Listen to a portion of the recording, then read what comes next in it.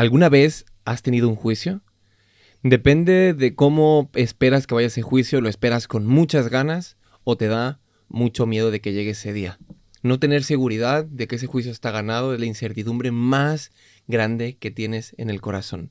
Pero si estás seguro, quieres que llegue ya. Quieres que llegue ya porque quieres librarte de ese juicio y salir ganador. ¿Sabes? Tú eres ganador del juicio de este mundo. Eres ganador porque estás en Cristo. Tienes la salvación asegurada en Él. Y hoy eres salvo en Cristo si tú crees en Él. Lo importante es tener fe en Jesús y que tu vida gire en torno a Él. Bienvenido a un nuevo Inverso. Hoy venimos a hablar del juicio.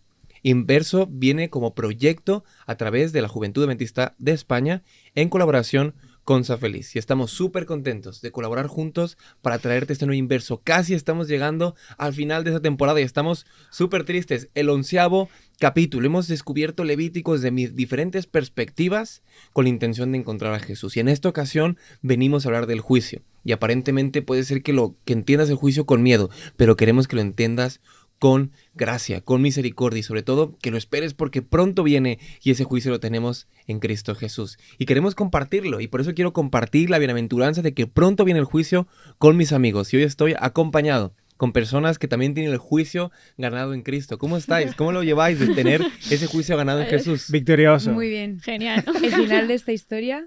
Es victoria. Es. Pronto va a salir la camiseta con Inverso. El final de esta historia es victoria. Guapísimo. Así que chicos, me gustaría preguntarles, ¿vosotros habéis participado alguna vez en algún juicio? Y si no habéis participado en un juicio, ¿habéis estado cerca de una persona o cerca de algún juicio? ¿Cómo lo llevaréis un tema de un juicio? Yo nunca he participado. ¿Nunca has participado en un juicio? Yo tampoco. ¿Nadie? ¿Tú, Jorge? No, pero sí he estado cerca de personas que lo han vivido. Obviamente enfrentarse a un juicio, el simple hecho de mencionarlo te da como cierta angustia, ¿no? De saber que... Y que no sé si a ustedes les ha pasado, pero cuando uno era pequeño que su mamá o su abuela le decía hay un Dios ahí arriba que todo lo ve. Sí, caramba, vas a ser juzgado, pero siempre da cierto miedo, pero bueno, al final yo creo que el juicio es una muy buena noticia para los que sabemos que ya vamos a ganar. Totalmente, totalmente. Yo creo que el juicio tiene que ser algo positivo para nuestra vida, ¿no? Y de hecho me acuerdo justamente lo que decías, Jorge, que cuando nos hablan del juicio investigador. Y muchas veces en la iglesia lo hemos predicado con miedo. Pero ese juicio investigador no tiene que predicarse con miedo, sino tiene que predicarse con gozo y alegría. Porque en Cristo Jesús lo tenemos ganado. Porque Él es nuestro juez, Él es el abogado, Él es el condenado que toma el lugar por nosotros. Entonces está ganado el juicio. Bíblicamente el juicio está ganado. Sí. Y es por eso que hoy venimos a celebrar ese juicio y queremos hablar un poquito de qué nos dice Levítico sobre el juicio, cuál es su perspectiva, y para eso queremos empezar con Ramona, que Ramona nos va a ayudar con Interioriza, que es como nos acercamos a la Biblia y queremos subrayarlo a través de los diferentes colores que tenemos.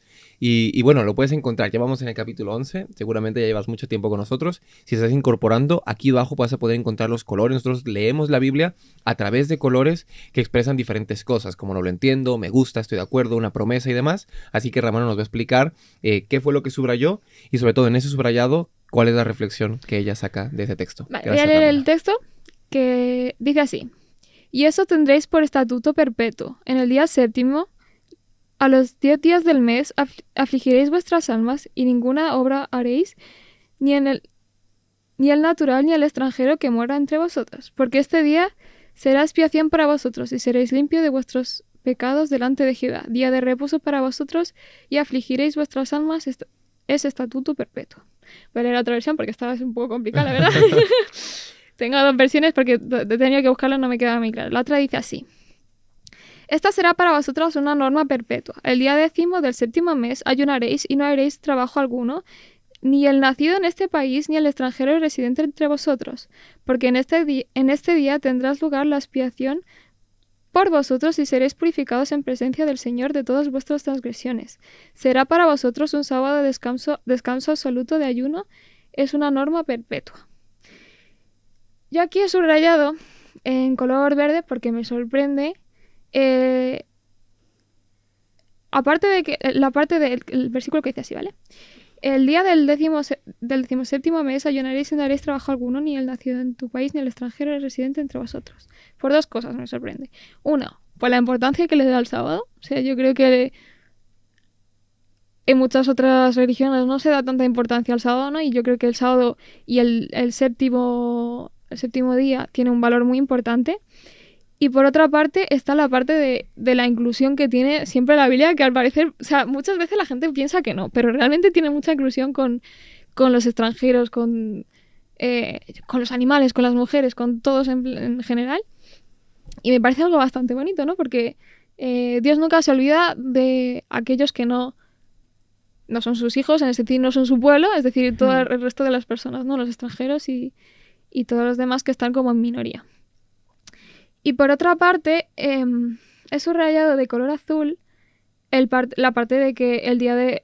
el versículo que dice, día de reposo es para vosotros. O sea, yo creo que esto hay que estar bastante de acuerdo porque descansar es una parte muy importante de nuestra vida, especialmente el sábado, que es un momento de comunión que tenemos con Dios, ¿no?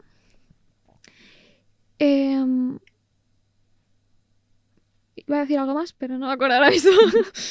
Pero bueno, eso sería como lo que más destacaría yo de este versículo. Muy guay, pues en realidad nosotros cuando leemos y cuando subrayamos esto es muy importante seguir los colores porque nos hacen expresarnos a ellos, así que lo puedes poder encontrar en la caja de descripción todos los colores para que tú te animes a subrayar y que también seas parte de esa interioriza y que puedas interiorizar y profundizar en lo que dice la Biblia y a partir de eso poder aplicarlo en tu vida.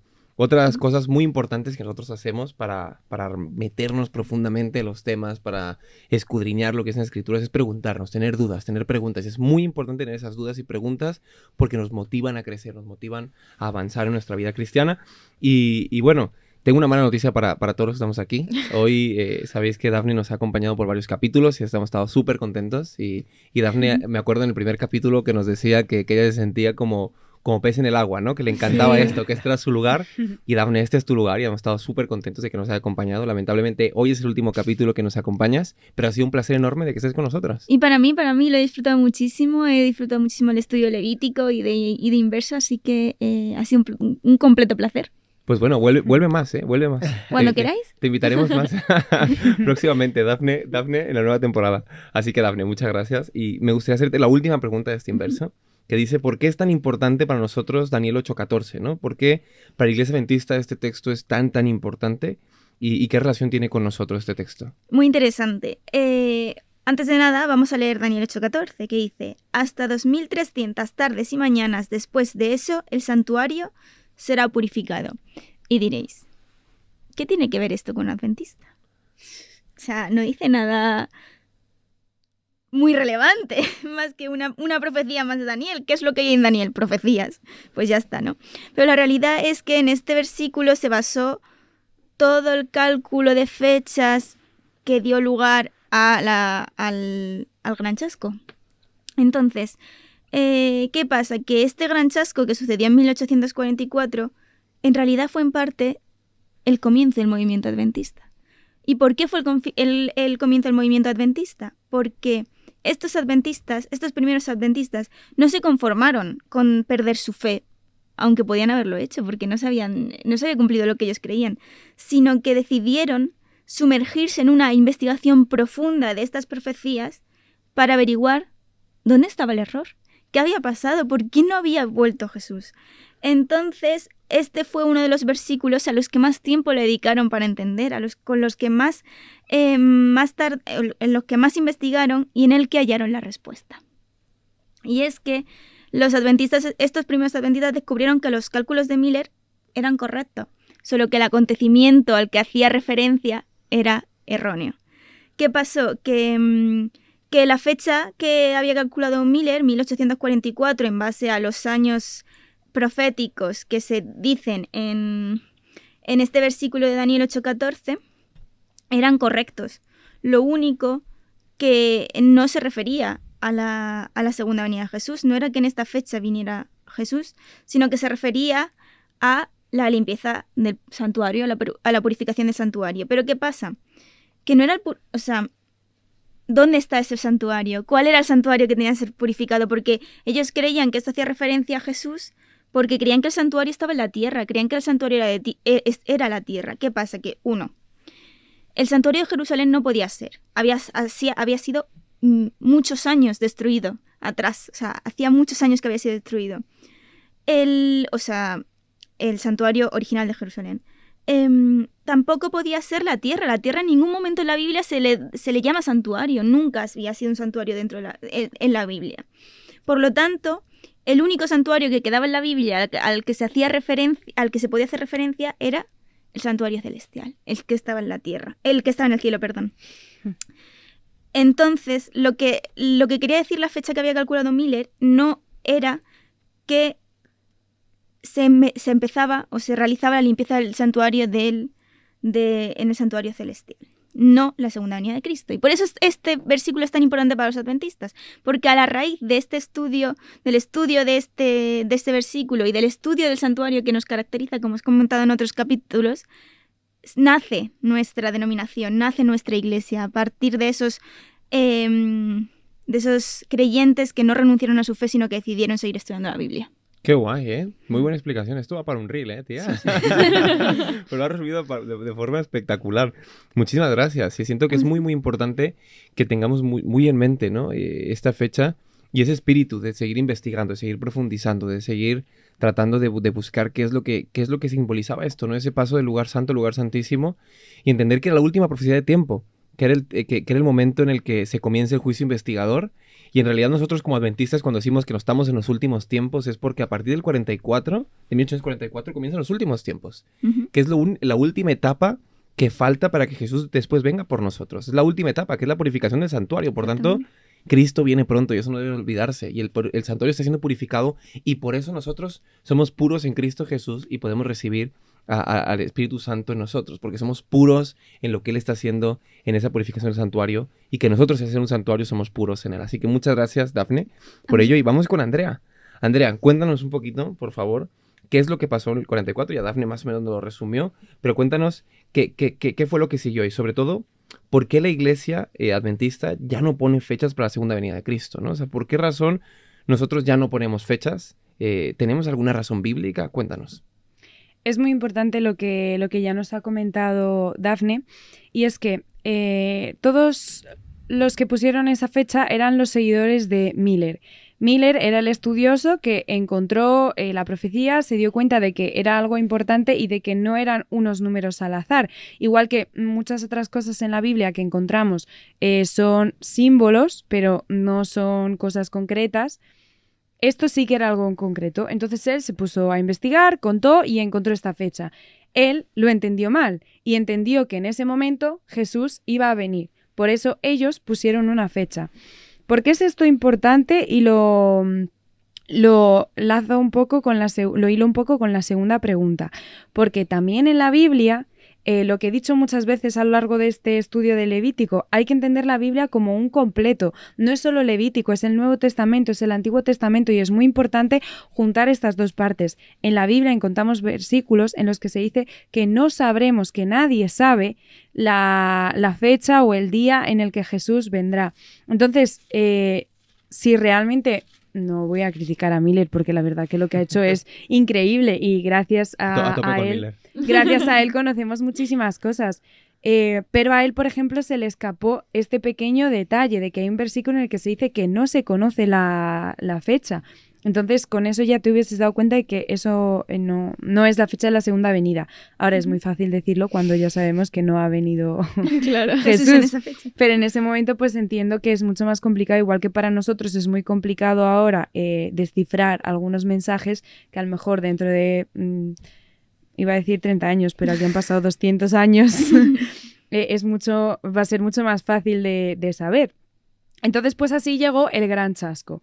¿Qué pasó después de esto? Mucha gente dice de los adventistas que una vez que no pasó eso, pues le han encontrado como una excusa de, no, pero algo tuvo que pasar, entonces vamos a encontrar qué pasó.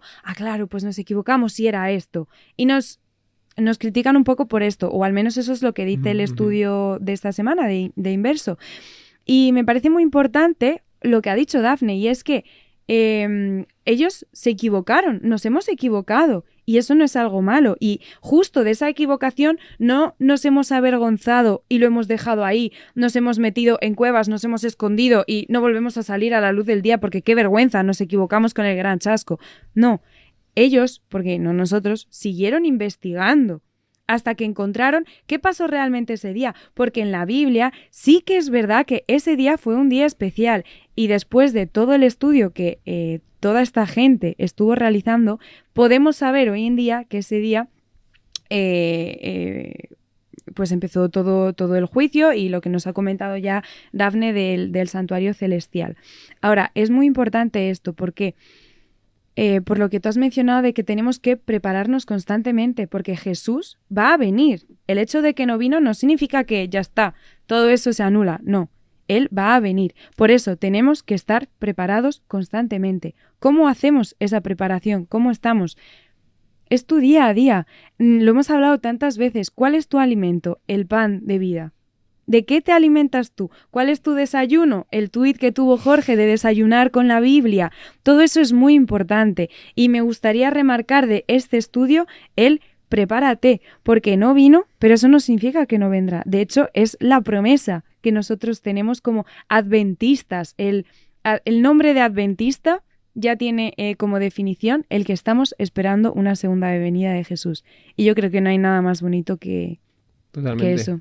Muchas gracias, Andrea. Y hay que mantenernos en la espera, ¿no? Yo siempre digo que, no lo voy a decir porque quiero un tuit, no. Siempre digo que es la espera activa, ¿no? O sea, nosotros esperamos, pero tiene que ser una espera activa. Tenemos que movernos mientras que esperamos. No hace falta irse a las montañas, ¿no? Mientras que muchos nos predican, váyanse a la montaña, ¿no? Porque si no vamos a la montaña, ¿quién va a predicar? Sí. Que si no vamos a la montaña ahora, lo más fácil, lo más cómodo siempre es encerrarnos en nuestras propias burbujas y tratar de alejarnos del mundo. Y Jesús dijo, no te pido que los saques del mundo, sino que los protejas. Porque necesitamos estar en las ciudades para seguir predicando. Porque si no, ¿quién va a predicar? Si todos estamos en la montaña cuidándonos y protegiéndonos de todos los demás. Al contrario, tenemos que ser la sal para predicar al evangelio a toda tribu, nación y lengua. Me gusta. Jorge, agrego algo ahí. agrégalo. Algo que dice, porque me hiciste recordar una predica que escuché hace un tiempo larguillo, ¿no? Que habla de los tiempos finales y de cómo precisamente eso, ¿no? De huir a las ciudades o quedarse en las ciudades, etcétera. ¿Te imaginas que salga por la televisión y que diga, no, pues ahora busquemos los adventistas porque los adventistas son los que son culpables de no sé qué cosa, etcétera? Y yo creo que y decía el predicador, ¿y qué son los adventistas? ¿Cómo van a saber de nosotros si la probabilidad de que alguien allá afuera conozca un adventista es muy, muy baja? ¿No? Entonces estamos llamados a eso. O sea, el Señor nos dejó un mensaje muy claro. Estamos llamados a predicar, a que nos conozcan, a que nuestro mensaje sea relevante y se viva hoy en el mundo en que estamos. Pero es que nadie nos conoce todavía. Totalmente. Somos muy poquitos en proporción, pero podemos ser más y hay que tener por eso una espera y seremos activa, más. ¿no? Y seremos más. Muy bien. Muy bueno, muy bueno. Muy buenas conclusiones. Jorge, cuéntanos, ¿por qué, ya que estamos hablando de la purificación del santuario, de que Jesús pasa al lugar santo, lugar santísimo y demás, ¿por qué había que purificar el santuario? ¿Cómo se purificaba el santuario? Y por último, ¿qué relación tiene Jesús con el cielo y todo esto? Cuéntanos. Corticos, todas las respuestas son súper corticas como tal. ¿Por qué había que purificar el santuario? Yo creo que es una pregunta interesante, ¿no? Al final, el pueblo a lo largo de todo el año seguramente transfería muchísimos de sus pecados al santuario, ¿no? Y obviamente el lugar requería una limpieza anual y eso estaba dentro del marco pues del día de la expiación, ¿no? Y el objetivo era devolverlo a su estado santo y limpio, ¿no? El original, como debía estar. Ahora, ¿cómo se purificaba? Si era todo un proceso, ¿no? Y de hecho es curioso porque, bueno, ustedes se imaginan todo el protocolo, el pueblo, era un día especial, era un día único, era una fiesta, me imagino que hasta los niños tenían que prepararlos, ¿no? Y había algo interesante en el proceso y es que de alguna forma el texto bíblico habla de que Aarón hacía parte, por supuesto, del proceso y lo primero que le pedían antes de empezar todo bueno, lo que implicaba ese momento era que tenías que coger dos machos cabríos, ¿no? Y la Biblia dice literalmente que Aarón echaba suertes sobre los machos cabríos. Imagínense la situación de Aarón entre verle la carita a los dos pobres animales y tener que escoger uno y que uno iba a simbolizar a Jesús, ¿no? Y el otro iba a simbolizar, por supuesto, a Azazel, ¿no? Como dice literalmente el texto bíblico como tal, ¿no?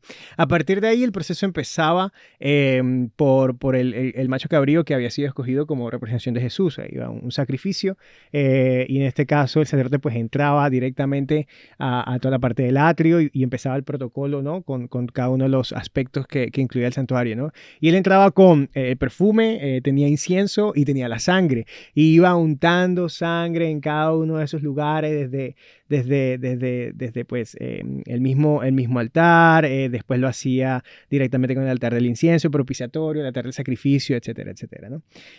Y por otro lado, el otro macho cabrío, una vez terminada esta primera parte, pues Aarón tenía la responsabilidad de que el que había escogido como representación de Azazel ponía sus 2 manos sobre el macho cabrío y transfería, ¿no? Había una transmisión ahí de pecados del pueblo y que de alguna forma el animal, una vez lo recibía, bueno, lo llevaban con alguien que escogían al desierto y lo soltaban en el desierto, ¿no? Y al final, pues ese animal seguramente terminaría muriendo, ¿no? Pero era la forma de separar o purificar durante la fiesta o el día de la expiación lo que significaba eso, ¿no? Al final, el día de la expiación es una muy buena noticia para aquellos que anhelan la justicia, pero una muy mala para los que creen que pueden hacer el mal y salir impunes, ¿no? Es, caramba, pues ahí está el Señor como juez, y quiere lo mejor para ti, para mí y para todos como tal. Ahora, ¿qué relación tiene con Jesús y el cielo todo el día de la expiación? Pues hay 2 cosas que son bastante interesantes, ¿no? Una es que Él está ahora mismo preparado y dispuesto para expiarnos, ¿no? Por nuestros pecados. Así, al final su gracia, su amor todavía nos alcanza. Ese sacrificio en la cruz que hizo hace muchísimos años todavía es una realidad. Tú y yo podemos reclamarlo, y cualquier persona que en este caso sienta que lo necesita, el Señor está ahí y está dispuesto a expiar nuestros pecados, a perdonarnos y darnos una nueva vida y un nuevo comienzo. Y número 2 es que el día de la expiación revela que tenemos un Salvador que se preocupa por nosotros, un Salvador que planeó todo, lo hemos dicho muchas veces. Levítico nos muestra que las reglas del juego eran clarísimas, que el plan de Dios era súper claro y que tú y yo estamos llamados a ser parte de ello. Qué guay. Es que el tema de la purificación del santuario es tan importante porque tiene que ver justamente con ese momento, ¿no? Entonces, nosotros no podemos entender lo que pasa en 1844 si no estudiamos muy bien el Yom Kippur, ¿no? Ese día de la expiación donde se limpiaba el santuario. Hay un texto bíblico que dice que aunque nosotros intentemos lavar nuestros pecados, no podemos, no podemos. Es como cuando te manchas de aceite, ¿no? Es casi imposible sacar el aceite de la ropa. Y lo mismo es quitarnos los pecados encima de nosotros. Pero dice, pero en Jesús Él nos puede dar la oportunidad, sí. Nos dice Isaías, de limpiar nuestros pecados y hacernos blancos como la nieve. Y yo creo que es el deseo que tenemos cada uno de nosotros, ¿no? Realmente que esos pecados se eliminen. Es lo que hace Jesús en el santuario celestial. Lo que está haciendo en el santuario celestial es juzgando y estableciendo un juicio, poniendo su justicia por nosotros y diciendo, yo los purifico, yo los hago limpios. Yo los hago limpios, porque para mí ya no son pecadores. No, esa etiqueta que teníamos aquí de pecadores, Él ha quitado y ha dicho, oye, para mí Jorge es santo, Ramón es buena, Dafne es salva, para mí Andrea es santa. Y todas esas cosas las tenemos en Jesús. En Jesús tenemos esas características que nos las regala a través de ese juicio que salimos ganando, a través de su propia sangre, a través de su sacrificio, a través de su ministración como sumo sacerdote. Porque muchas veces y muchas denominaciones conocen la obra sumo sacerdotal, conocen las diferentes facetas de Jesús como cordero, como abogado, juez y demás, pero muy pocos hablan de la obra sumo sacerdotal de Jesús, ¿no? Que Jesús es sumo sacerdote y está ministrando en el santuario para limpiarlo, para purificarlo, prepararnos un lugar. Y es el lugar donde habitaremos toda la vida. Y Él nos purifica a nosotros. Y eso es muy importante poder tenerlo en cuenta, que nosotros somos templos del Espíritu Santo, pero nosotros no podríamos recibir el Espíritu Santo, que es la presencia de Dios. Imaginaos, el Dios que creó todo esto está en nosotros, vive y habita en nosotros. Yo soy ese recipiente donde Dios habita. Y eso es a través de que Jesús nos purifica, de que Él nos limpia de pecado y nos deja puros y limpios. Así que, chicos, muchísimas gracias por otra semana más. Estamos muy cerquita ya del final de descubrir que no sigue siendo Levítico. Ha sido un camino muy bonito y la verdad que lo he disfrutado mucho a vuestro lado. Y Dafne, muchísimas gracias por habernos acompañado. Para mí ha sido un completo placer. Estoy súper agradecida de haber estado aquí. Y bueno, pues te esperamos más veces y de verdad que vas a volver mucho, Dafne, porque has estado muy a gusto y la verdad que estudiar contigo ha sido un placer enorme. Muchas gracias.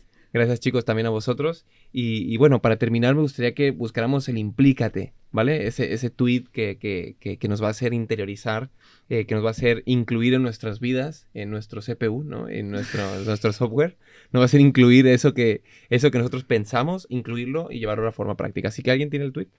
¿Alguien lo que gustaría compartirlo? Dafne, tú quédate al final, ¿eh? Venga, empiezo yo, que me hiciste pensar mientras hablábamos del texto de Isaías 1:6, ¿no? Que al final me gusta cómo empieza el Señor, que dice, venid pues, y estemos a cuenta. Si vuestros pecados fueren como la grana, como la nieve serán emblanquecidos. Y si fueren rojos como el carmesí, vendrán a ser como blanca lana. Así que mi tuit es, ponte a cuentas con Dios. Muy bueno, muchas gracias, amigo. Bueno, Ramos, ya que estamos en ese lado. Sí, el mío también es cortito. El mío es, no desesperes, Jesús está en camino. Qué guay. Qué bonito. Qué guay, qué guay. A mí me da miedo haberte robado. No pasa nada, dilo, por favor. Yo cuando has dicho algo de espera Ujú. antes, y he pensado en cuando estás al teléfono y te dicen, espera un segundo, y estás ahí con la cancioncilla. Entonces he pensado, Dios nos ha puesto en espera, pero lo importante es mantente en espera y no cuelgues. ¡Oh, qué bueno! Qué ¿No bueno, te lo he tío. robado? No me lo has robado. Ay, pues esto es mío. Estoy orgullosa. Bueno, el mío tiene que ver con justamente cómo esperamos, ¿no? Y aquí en España hay algo que se dice mucho, ¿no? Que el que espera desespera. Sí. Pero entonces mi tuit va, el que espera en Jesús no desespera, sino tiene esperanza para esperar. Bueno, parece un trabalenguas. Pero está bueno. A ver. Repítelo otra vez, más En rápido. no. Ya en producción sabrán transcribirlo. Porque no, es un trabalenguas. Dafne, por favor, cuéntanos tu último tuit. No llores, ¿eh? Lo intentaré. Bueno, yo creo que, o sea, como adventistas tenemos que saber muy bien nuestros orígenes y de dónde venimos. Así que mi tweet va sobre una cosa que quiero que todos los adventistas tengamos claro y en parte también llevemos como bandera. Y es que uno de los pilares de nuestra religión, uno de los pilares del adventismo es una investigación constante de la palabra de Dios. Y así tenemos que llevarlo también nosotros en nuestras vidas. Amén. Muy bien. Amén. Muchísimas gracias, Dafne. Ha sido un placer enorme, de verdad, chicos, disfrutar con vosotros y de verdad que se me hace tristísimo que llegue cada vez el capítulo 12, el capítulo 13 y tener que despedirnos de este estudio como amigos. Pero bueno, puede ser eterno, porque nos podemos ver todos los sábados estudiando y podemos quedar también, quizás sin micros, pero seguir estudiando la Biblia y eso es lo que te invitamos a ti, a que quedes con micros o sin micros, pero que quedes para reunirte a estudiar inverso, a estudiar libros, a estudiar la Biblia, que es el libro que realmente transforma nuestras vidas. Te mando un fuerte abrazo y de verdad que este equipo quiere que sigas estudiando la palabra y que sigas estudiando inverso semana a semana. Recuerda que este proyecto viene a través de la Juventud Adventista Española y Sa Feliz en colaboración. Y en Sa Feliz podrás encontrar en su página web un montón de recursos, libros y un montón de cosas que podrán ser súper útiles para tu vida espiritual. Así que te recomendamos que vayas a su página web que la encontrarás aquí abajo. Recuerda que también puedes comprar en Sa Feliz Inverso, la escuela sabática en papel, para que puedas subrayarla, leerla, romperla, hacer lo que tú quieras. Pero mejor solo estúdiala y disfrútala un montón. Además, también vas a poder encontrarnos en la aplicación de la escuela sabática, donde vas a poder leerlo y también vas a poder subrayar, escribir y demás. Por último, vas a podernos encontrar en el canal de YouTube de Sa Feliz, vas a podernos encontrar en el podcast de Jai y en la plataforma de Hub Media y muchos sitios más donde vas a poder verlo y escucharlo y disfrutarlo semana a semana. Pronto viene nuestro final y no queremos despedirnos sino decirte que viene un hasta luego. No se acaba con esa temporada, sino que seguimos constantemente haciendo un inverso para que semana a semana nos podamos ver 30 minutitos y podamos disfrutar juntos del estudio de la Biblia. Así que hasta la próxima y hasta luego.